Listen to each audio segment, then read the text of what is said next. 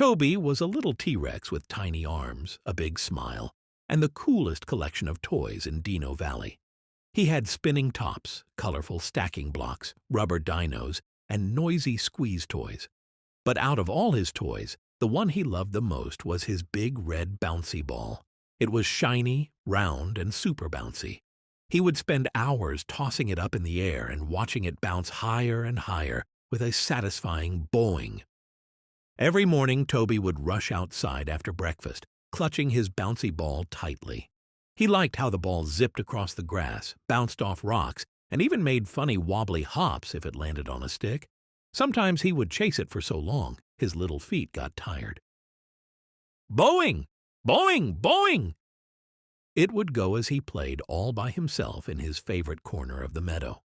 He liked how the ball moved fast and high, and how it made him giggle when it bounced in silly directions or hit a flower and made the petals dance. One sunny morning, as Toby was tossing his ball into the air and catching it in his tiny claws, his friends came by.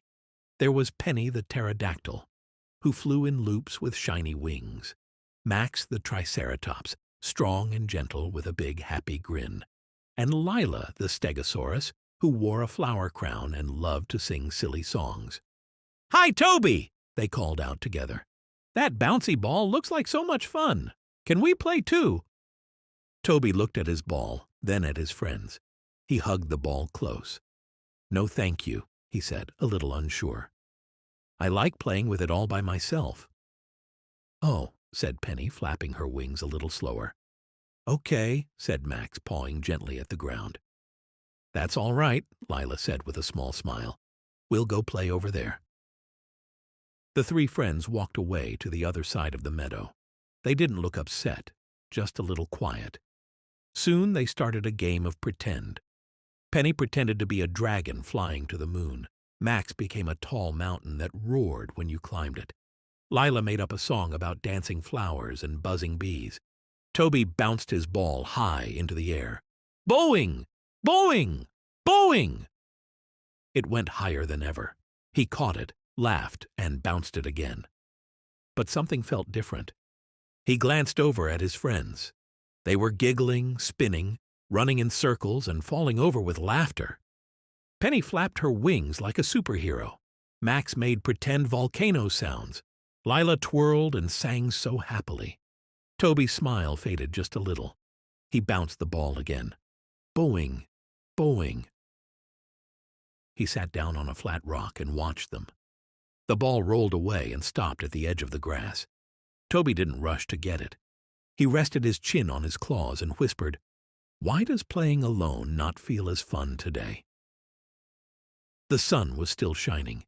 The sky was bright blue. Butterflies fluttered by. But Toby felt a tiny twist in his tummy. It wasn't the bouncy ball's fault.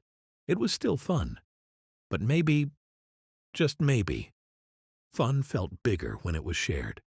He looked at Penny swooping low to the ground, Max pretending to blast lava from his horns, and Lila leading them in a funny skipping game. Their laughter echoed in the breeze. Toby thought about all the fun he'd had before. He remembered the time they built a tower of sticks taller than Max, and the day they made leaf crowns and danced until sunset. Those memories made him smile. Toby stood up and picked up his ball. He looked at it for a moment. It was still his favorite toy, but something inside him felt ready to try something new. He walked across the meadow, holding the bouncy ball carefully in his little claws. "Hi," he said, a bit shyly. The three friends stopped their game and looked at him. "I'm sorry I didn't want to share earlier," Toby said. "Would you like to play with the bouncy ball now?" Penny's eyes lit up and her wings fluttered. "Really? You mean it?" Max smiled wide. "That sounds amazing." Lila clapped her feet together. "Yes, please."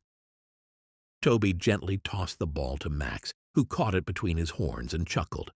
Max bounced it to Penny, who caught it mid-air with her feet and twirled. Penny passed it to Lila, who gave it a spin and tapped it back to Toby. They made up a brand-new game called Dino Bounce. They ran, laughed, and tossed the ball in fun and silly ways. Penny flew in loops, Max did rolling catches, Lila sang songs about bouncing, and Toby bounced higher than ever, his laugh loud and bright. More Dino friends came by and joined in. Soon there were baby ankylosaurs doing tail taps and little raptors racing the ball. Everyone had a turn. No one was left out. The game grew and grew. They added silly rules: hop 3 times before catching, roar like a dino when you pass, and do a spin if you miss. There was laughter, giggles, and even a few gentle tumbles in the grass. As the sun began to set and the sky turned pink and orange, they all sat down on the soft grass, tired but smiling.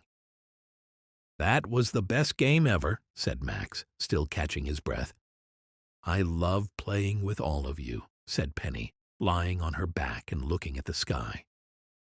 "Thank you for sharing, Toby," said Lila gently, placing a flower near his foot. Toby hugged his ball and smiled big. "I'm really glad I did. Playing alone can be fun, but playing with friends is even better." The friends all nodded. Fireflies blinked above them, and the stars began to twinkle. Toby leaned back, his heart full of joy.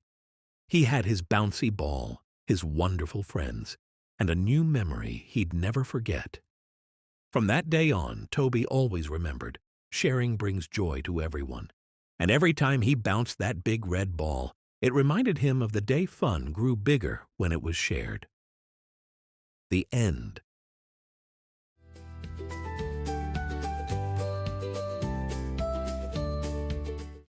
Toby was a small, cheerful T-Rex who lived in a sunny valley surrounded by tall green trees and soft, rolling hills.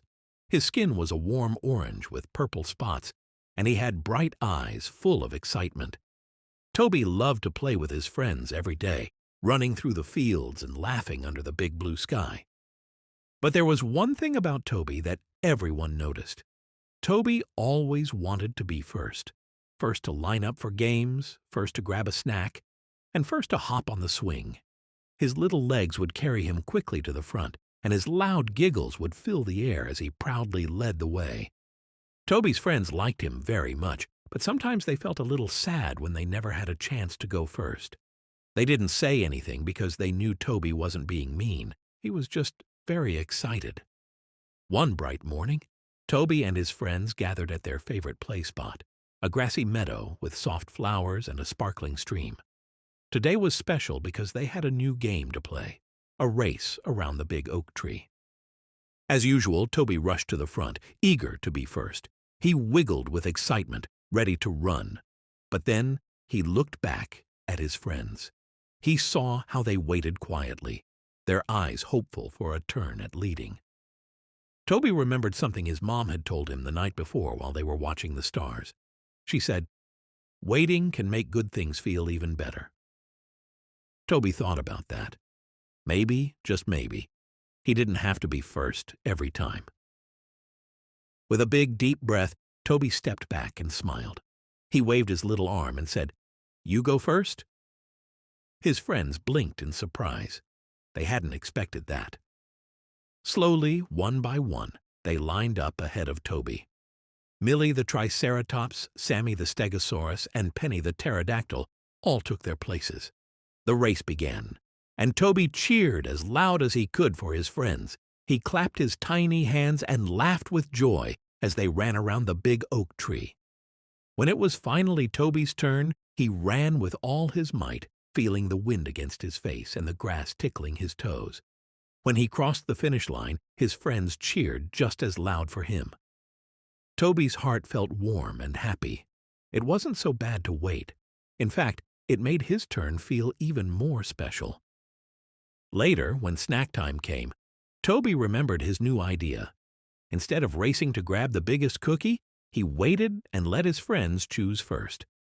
He watched as they picked their favorite treats with big smiles. When it was his turn, Toby found a cookie shaped like a star. He bit into it and giggled. It was the tastiest cookie he had ever eaten.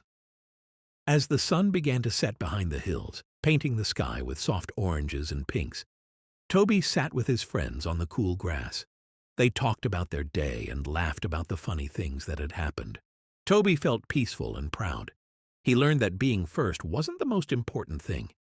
Being fair and patient made the fun even bigger and the smiles even brighter. From that day on, Toby still ran fast and played hard, but he didn't always rush to be first.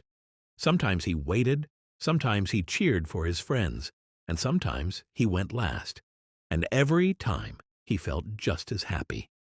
In the sunny valley with the tall green trees and the soft hills, Toby the T-Rex learned a lesson that would stay with him forever. Patience and fairness make every day more special. And so, Toby's days were filled with laughter, kindness, and the happiest adventures, all because he learned how wonderful it could be to wait. The end.